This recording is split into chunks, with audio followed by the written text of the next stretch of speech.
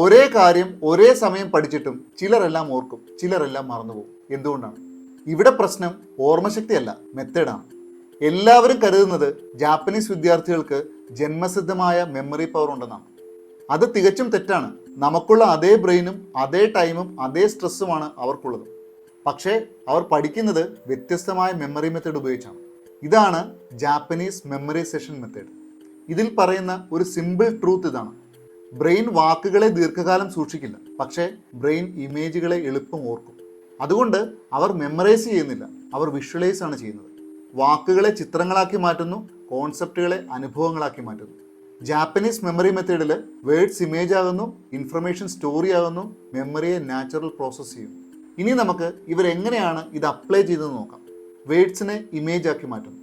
നമ്മളെല്ലാം പഠിക്കുന്നത് സാധാരണ വാക്കുകളായാണ്. ഉദാഹരണം പറഞ്ഞാൽ sun rises in the east. ഇതൊരു സെൻറ്റൻസ് ആണ്, പക്ഷേ ബ്രെയിൻ ഇതൊരു ഡ്രൈ ഡേറ്റയാണ്. ജാപ്പനീസ് മെത്തേഡിൽ പറയുന്നത് വാക്കുകളെ ഓർക്കരുത്, അതിനെ ചിത്രങ്ങളാക്കി മാറ്റണം. കിഴക്ക് നിന്നും ഒരു ചുവന്ന സൂര്യൻ ഉദിച്ചുയർന്നു വരുന്നതായിട്ട് ഒരു വിവിഡ് ഇമേജ് മനസ്സിൽ കൊണ്ടുവരിക. കാരണം ബ്രെയിൻ വേർഡ്സിനെ മറക്കും, പക്ഷേ ഇമേജിനെ പിടിച്ചു നിർത്തും.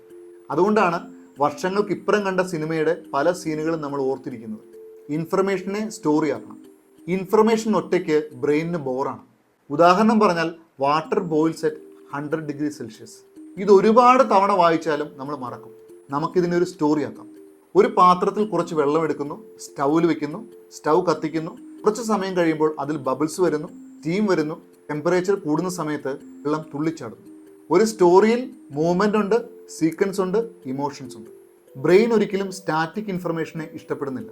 ഇമോഷൻസ് ഇല്ലാത്തൊരു കാര്യം ബ്രെയിനിനെ സംബന്ധിച്ച് മീനിങ്ലെസ് ആണ്. ബ്രെയിൻ ഒരിക്കൽ പോലും റാൻഡം ഡേറ്റയെ ഇഷ്ടപ്പെടുന്നില്ല. ഇതൊക്കെ കൊണ്ടാണ് നമ്മളെപ്പോഴും കഥകൾ എളുപ്പത്തിൽ ഓർത്തിരിക്കുന്നത്. മെമ്മറി എങ്ങനെയാണ് നാച്ചുറൽ പ്രോസസ്സ് ആകുന്നത്? നമ്മളെല്ലാവരും കരുതുന്നത് ഓർമ്മിക്കാൻ എഫേർട്ട് വേണമെന്നാണ്. എന്നാൽ ജാപ്പനീസ് മെത്തേഡ് പറയുന്നത് ഓർമ്മ എന്നത് ബ്രെയിനിൻ്റെ സ്വാഭാവികമായ കഴിവാണെന്നാണ്. നിങ്ങൾ കുട്ടികളെ നോക്കിയാൽ മതി. അവർ മാതാപിതാക്കളെ ഓർക്കുന്നത് എഫേർട്ട് എടുത്തിട്ടല്ല. അവർ കണ്ടു, അവർ അനുഭവിച്ചു, അതുകൊണ്ട് ഓർക്കുന്നു. മെമ്മറി ഫോഴ്സ്ഡ് ആയാൽ ബ്രെയിൻ റെസിസ്റ്റ് ചെയ്യും. മെമ്മറി നാച്ചുറൽ ആയാൽ ബ്രെയിൻ എൻജോയ് ചെയ്യും. ഓർമ്മശക്തി എന്നത് ജന്മസിദ്ധമല്ല, അത് പരിശീലിക്കാവുന്നതാണ്. എല്ലാവർക്കും ശുഭദിനം. Thank you so much.